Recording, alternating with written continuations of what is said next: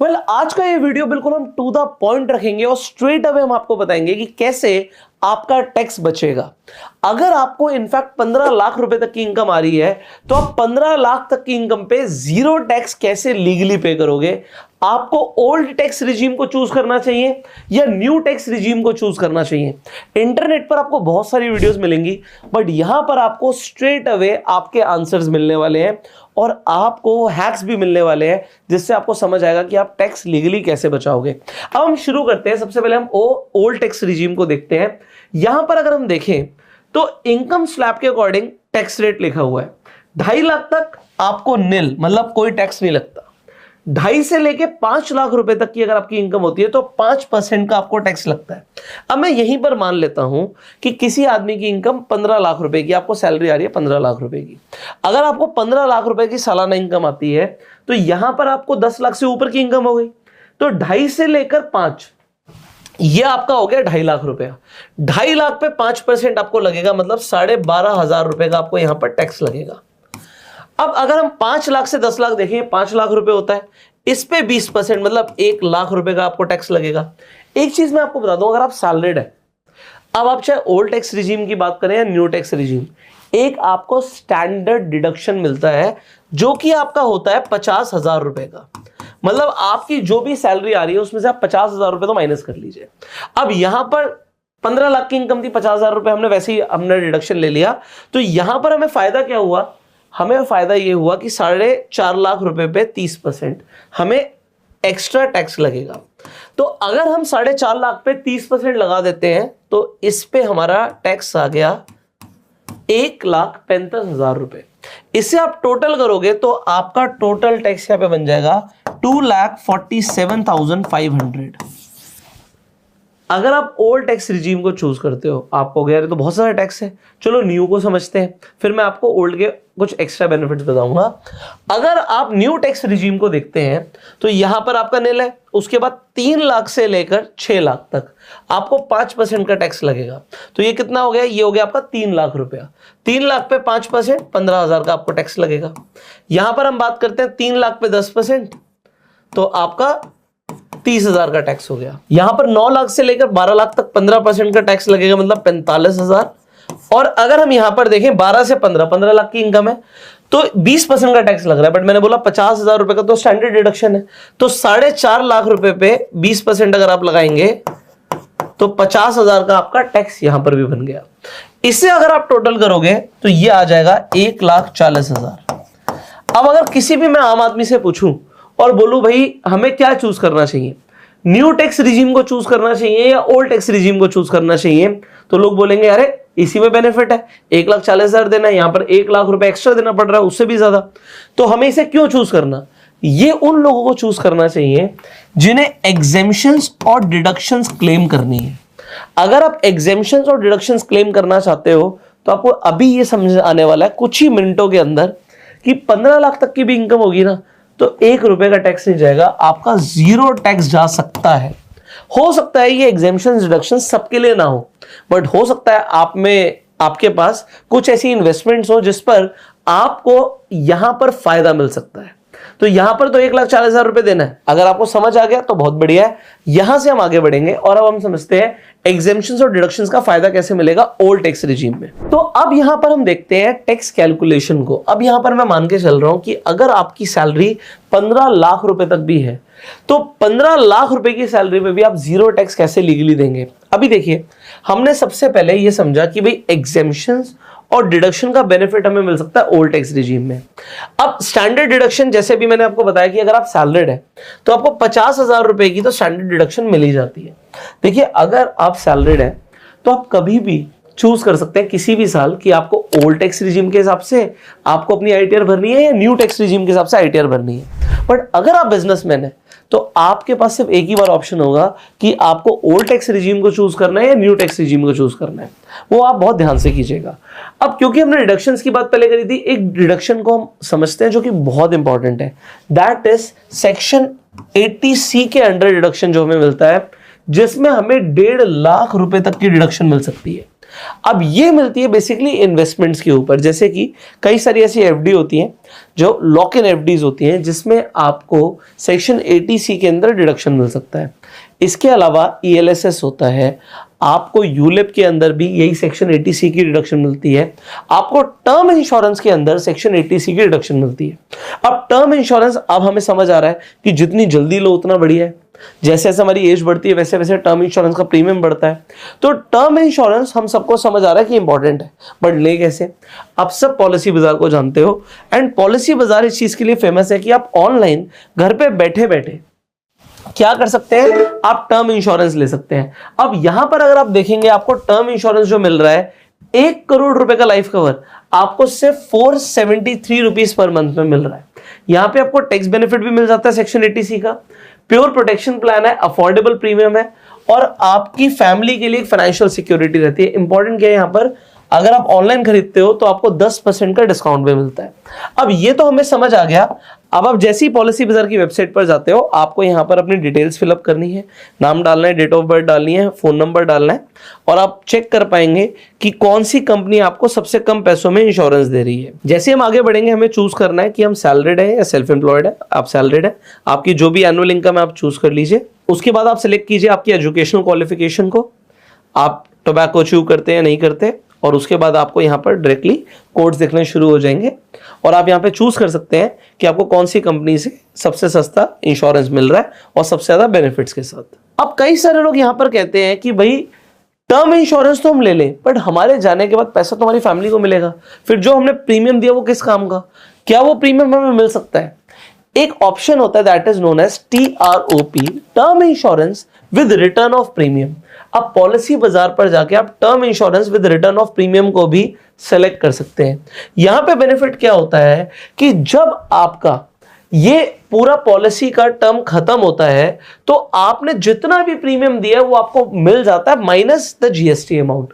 तो अगर आपने मान लीजिए 10 लाख 20 लाख रुपए एज अ प्रीमियम पे किया हुआ है तो वो प्रीमियम आपको पूरा का पूरा वापस मिल जाएगा माइनस GST। अब इसका बेनिफिट क्या हो गया? बेनिफिट ये हो गया कि एक सर्टेन टाइम पर आपकी पॉलिसी जब मैच्योर हो रही है आपने जो प्रीमियम दिया था वो आपको मिल जाता है अगर कोई भी अनफॉर्चुनेट इवेंट नहीं होता।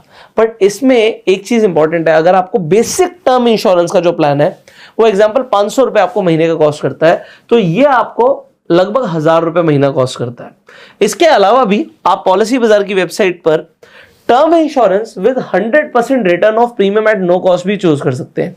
इसमें क्या होता है कि एक सर्टेन एज पर, मान लीजिए आपने टर्म इंश्योरेंस लिया 80 साल तक की एज का, बट आप कहते हो यार 60 साल तक की अगर मेरी उम्र हो जाती है तो उसके बाद फिर मेरी फैमिली पैसे का क्या करेगी? मैंने अपने बच्चों को बड़ा कर दिया, शादी कर दी, सब कुछ हो गया, तो उसके बाद जो मैंने प्रीमियम का पैसा दिया मैं चूज करना चाहूंगा कि भाई 60 साल पे मैं वो पैसा वापस ले लूंगा। एक सर्टेन टाइम एज पर आप उसे चूज कर सकते हो। तो जितना भी आपने प्रीमियम दिया माइनस GST आपके पास वापस आ जाता है। तो पॉलिसी बाजार की वेबसाइट पर जाके आप टर्म इंश्योरेंस सेलेक्ट कर सकते हैं। अब यहां पर इनकी टीम आपके लिए 24/7 अवेलेबल है। आपको जिस कंपनी से आप इंश्योरेंस ले रहे हो उनके पास जाने की जरूरत नहीं है, पॉलिसी बाजार ही आपकी हेल्प कर देगा। इनफैक्ट अगर आप चाहें तो पॉलिसी बाजार के जो एजेंट्स हैं वो आपके घर पे भी विजिट कर सकते हैं, डॉक्यूमेंटेशन में हर चीज में आपकी हेल्प कर सकते हैं। सो लिंक आपको पॉलिसी बाजार का डिस्क्रिप्शन एंड पिन कमेंट में मिल जाएगा। कंटिन्यू करते हैं। तो यहां पर अब हमें सेक्शन 80C का जो डिडक्शन है वो हमें समझ आ गया कि हमें 1.5 लाख रुपए तक का कैसे डिडक्शन मिल सकता है। अब यहां पर अगर आपने होम लोन लिया हुआ है तो जब हम लोन लेते हैं तो लोन पे इंटरेस्ट भी देते हैं और हमें पता है बहुत ज्यादा इंटरेस्ट लगता है। तो यहां पर अगर आपने ओल्ड टैक्स रिजीम को चूज किया होगा तो आपको 2 लाख रुपए तक का डिडक्शन मिल जाएगा जो आप होम लोन का इंटरेस्ट दे रहे हैं। National pension scheme section 80CCD के अंदर आपको 50,000 रुपए का अलग से डिडक्शन मिलता है। आपने अगर नेशनल पेंशन स्कीम चूज की हुई है तो उसमें अगर आपका एम्प्लॉयर कंट्रीब्यूट कर रहा है तो 75,000 रुपए का बेनिफिट आपको वहां पे भी मिल सकता है। अब ये समझने वाली चीज है, अगर आपने हेल्थ इंश्योरेंस लिया हुआ है उसका आप प्रीमियम पे कर रहे हो तो यहां पर अगर आप अपने लिए अपनी वाइफ के लिए ले रहे हो तो 25,000 रुपए का आपको डिडक्शन मिल जाएगा। अब आपको सिर्फ 25, यहाँ पे तो 80 लिखा हुआ है। अगर आपने अपने पेरेंट्स के लिए भी लिया है, देखो सरकार चाहती है कि जैसे माँ बाप बूढ़े हो रहे हैं ना, लोग अपने माँ बाप की तरफ ध्यान नहीं देते, तो सरकार इसे प्रमोट कर रही है कि अगर आपने माँ बाप के लिए हेल्थ इंश्योरेंस लिया और उसका प्रीमियम पे कर रहे हो तो आपको इनकम टैक्स के अंदर छूट मिलेगी। और इसका बेनिफिट आपसे सीधा सीधा डबल होगा, 50,000 रुपए का आपको डिडक्शन मिलेगा अगर आप अपने माँ बाप के लिए हेल्थ इंश्योरेंस लेते हो, है ना। और ये भी आप पॉलिसी बाजार की वेबसाइट से ले सकते हो, वो आपकी चॉइस है। और तीसरी चीज क्या है कि आपको 5,000 रुपए का जो आप मेडिकल चेकअप्स वगैरह है उसके लिए आपको डिडक्शन मिल जाता है, तो साल का हो गया 80,000 रुपए। अगर आपने कोई एजुकेशन लोन लिया था, आपकी जॉब लगी और उसका लोन अभी भी चल रहा है, तो यहां पर ऐसा कोई लिमिट नहीं है, बट हम मान के चलते हैं कि अगर आप चाहें तो उसका भी डिडक्शन क्लेम कर सकते हैं। अब देखिए सारी डिडक्शन सबके लिए एप्लीकेबल नहीं है, बट ज्यादातर लोगों के पास मेडिकल इंश्योरेंस, लाइफ इंश्योरेंस या कोई इन्वेस्टमेंट्स होती हैं और अगर वो चल रही है तो आपको ओल्ड टैक्स रिजीम में बेनिफिट मिल सकता है। तो यहां पर मैं बता सब कुछ रहा हूं, आप देख लीजिएगा कि आपके लिए क्या एप्लीकेबल है। तो हमने बहुत अच्छे से डिडक्शंस को समझ लिया। अब हम एग्जेम्पशंस की तरफ एक तरफ ध्यान देते हैं। अगर आपकी अगेन 15 लाख रुपए की एनुअल सैलरी है, ग्रॉस सैलरी हमने 15 लाख पकड़ी। अब बेसिक सैलरी क्या होती है, जब हम अपनी सैलरी स्लिप देखते हैं तो उसमें बहुत सारे कंपोनेंट्स होते हैं, जैसे कि बेसिक सैलरी, डियरेंस अलाउंस, इसके अलावा एचआरए होता है। तो ये आपको चेक करना पड़ेगा कि आपकी सैलरी किस तरीके से बन रही है। अगर आपकी सैलरी के अंदर एचआरए, आपकी सैलरी स्लिप में आपको एचआरए दिखता है तो आप एचआरए का भी एग्जेम्पशन क्लेम कर सकते हो। अब एचआरए के एग्जेम्पशन के अंदर 3 कंडीशंस हैं और इसमें सबसे कम जो कंडीशन फिट बैठेगी, मतलब सबसे कम अमाउंट जिस कंडीशन में आ रहा है वही माना जाएगा। चलो एक इसे मैं आपको समझाता हूं एक बार। तो इसे समझाने के लिए एक बार हम स्क्रीन पर आ जाते हैं और इसे समझते हैं। तो अब हम यहां पर बात कर रहे हैं एचआरए की। अब देखिए एचआरए, हाउस रेंट अलाउंस। अब ये क्या चीज है, अगर आप रेंट पर रहते हैं तो सबसे पहले तो एग्जांपल के लिए मैं मान लेता हूं कि आप 30,000 रुपए पर मंथ का रेंट दे रहे हैं। आप एग्जांपल मेट्रो सिटी में रहते हैं, दिल्ली में। तो इसमें मैंने बोला 3 कंडीशन है। कंडीशन नंबर 1 क्या है कि आपको जो भी एचआरए मिल रहा है, एग्जांपल आप अपनी सैलरी स्लिप देखते हो और आपको दिखता है भैया मुझे 24,000 रुपए पर मंथ का एचआरए मिल रहा है, तो कंडीशन नंबर 1 ये होगी कि आप इसे एग्जेम्पशन में ले सकते हो, एग्जेम्प्ट हो जाएगा ये। दूसरी कंडीशन क्या होती है, दूसरी कंडीशन होती है कि आप जो भी रेंट दे रहे हो उसमें से माइनस कर दीजिए 10% of your basic salary plus dearness allowance जो होता है आपका। बेसिकली आप यही समझिए कि जो आपकी बेसिक सैलरी प्लस डीए है उसे, उसका जो 10% है वो आप माइनस करेंगे रेंट से। तो रेंट है 30,000 रुपए। अब मैं ये पकड़ के चलता हूं कि ये आपको मिलता है 60,000 रुपए, ठीक है टोटल। तो 60,000 का 10% हो गया 6,000 रुपए। सो 30,000 माइनस 6,000, ये आपका आ गया 24,000, ठीक है। तो आपको एचआरए भी इतना ही मिल रहा था और यहां पर भी अभी कंडीशन नंबर 2 हमारी फिट बैठती है। अब हम बात करते हैं कंडीशन नंबर 3 की।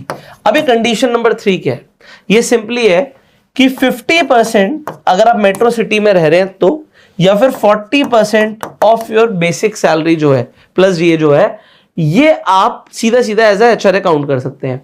तो ये बेसिक सैलरी आपकी 60,000 रुपए, इसका 50% हो जाएगा आपका 30,000 रुपए, और मेट्रो सिटी में रह रहे हो तो थोड़ा सा और कम। तो आपको ये समझ आ गया, यहां पर 24,000 रुपए एज एचआरए आपको एग्जेम्पशन पे मिल जाएगा। तो यहां पर हमने 24,000 रुपए के हिसाब से साल के अगर हम 12 से मल्टीप्लाई कर दें तो 2,88,000 रुपीज ले लिए एज एचआरए। अब फिर होता है हमारा लीव ट्रैवल अलाउंस। ये आपको 4 साल में 2 बार मिल सकता है। तो बेसिकली जो आपकी टिकट की कॉस्टिंग्स आ रही हैं वो आप ले सकते हो। यहाँ पे हमने एग्जाम्पल के लिए 60,000 रुपए लिए है। रीइंबर्समेंट्स क्या होते हैं कि भैया आपका कुछ खर्चा हुआ तो कंपनी आपको रीइंबर्स कर रही है, आपका फोन का मोबाइल बिल या इंटरनेट का, या फिर आपका कोई कार रेंटल में आपका कुछ खर्चा हुआ तो एज ए रीइंबर्समेंट क्लेम कर सकते हो। मान लीजिए साल का 10,000 रुपए या 20,000 रुपए आपको एज ए रीइंबर्समेंट क्लेम मिल गया, ठीक है। तो ये भी एग्जेम्पशन हो गया। इसके अलावा आपका आ जाता है जो हमारा प्रोविडेंट फंड होता है। तो उसमें अगर हम बात करें एम्प्लॉयर्स के कंट्रीब्यूशन की, जो कि 12% हो सकता है आपकी बेसिक सैलरी का, up to 7.5 lakh rupees per annum. तो ये हमने यहां पर 90,000 रुपीस ले लिया है। तो ये क्यों लिया, क्योंकि बेसिक सैलरी हमारी थी 7.5 लाख रुपए। अब यहां पर देखिए हमारी एनुअल सैलरी, ग्रॉस सैलरी जो है वो है 15 लाख रुपए। 15 में से अगर हम यहां पर देखें तो अगर हमने एग्जेम्पशंस ले लिए तो हमारी जो नेट सैलरी बनती है वो बनती है 11,42,000। और जो हमने डिडक्शंस किए थे अगर हम उन्हें भी हटा दें तो उसके बाद हमारी टैक्सेबल इनकम रह जाती है 4,87,000। अब यहां पर एक सवाल आएगा आपका, वो छोटा सा सवाल का मैं आंसर बड़ी जल्दी देने वाला हूं आपको, कि हमने इससे पहले समझा था, जो हमने टैक्स स्लैब समझी थी कि भाई 2.5 से 5 लाख तक तो 5% लगेगा, और आप पुष्कर कह रहे हो कि भाई जो यहां पर जीरो टैक्स लगेगा। अब जीरो कैसे लगेगा, हमने एक रिबेट की बात करी थी। यहां पर आपको ओल्ड टैक्स रिजीम में 12,500 रुपए जो आपको यहां पर टैक्स लग रहा है ना 5 लाख तक, ये 12,500 रुपए पूरा का पूरा रिबेट मिल जाता है। मतलब आपको 1 रुपए का टैक्स नहीं देना, तो ये जीरो हो गया आपका टैक्स। और न्यू टैक्स रिजीम के अंदर आपको सीधा सीधा 25,000 रुपए का रिबेट मिल जाता है, तो इसलिए आपको 7 लाख रुपए तक टैक्स नहीं लगता। तो यहां पर रिबेट भी मैंने आपको दोनों समझा दी। तो यहां पर जो हमने एग्जाम्पल लिया था अभी, उस एग्जाम्पल में हमने ये समझा कि अगर आपको एग्जेम्पशंस और डिडक्शंस के बेनिफिट मिलते हैं तो आप ओल्ड टैक्स रिजीम को चूज कीजिए, इसमें सोचने की आपको जरूरत नहीं है, ये आपके लिए बेटर है। बट अगर आपके पास एग्जेम्पशंस और डिडक्शंस नहीं है तो आपके लिए न्यू टैक्स रिजीम बेटर है। अब अगर आप बिजनेसमैन है तो आपको ये समझ आ रहा है, जो भी आपके पास इनकम आती है आप उस इनकम में से एक्सपेंस माइनस करते हो और फिर टैक्स देते हो। उसके ऊपर हम फिर नेक्स्ट वीडियो में बात कर सकते हैं, बट इस वीडियो में हमने फोकस किया कि भाई अगर किसी की 15 लाख रुपए तक की सैलरी है तो वो किस तरीके से कम टैक्स पे कर सकता है। और आपको आई होप जो भी क्लैरिटी चाहिए होगी ओल्ड टैक्स रिजीम और न्यू टैक्स रिजीम के अंदर इस वीडियो से मिल गई होगी। सो इस वीडियो को आप मैक्सिमम लोगों तक शेयर कर सकते हैं, जिससे कई सारे लोगों की हेल्प हो। अगर आप इस चैनल पे पहली बार आए हैं, सब्सक्राइब कर सकते हैं, बेल आइकन पर क्लिक कर सकते हैं। अगर आपको इंश्योरेंस चाहिए ऑनलाइन तो पॉलिसी बाजार का लिंक आपको डिस्क्रिप्शन और पिन कमेंट में मिल जाएगा। हम आपसे मिलेंगे अगली वीडियो में, तब तक के लिए you subscribe this channel, click on the bell icon, share this video, go self made and जय हिंद।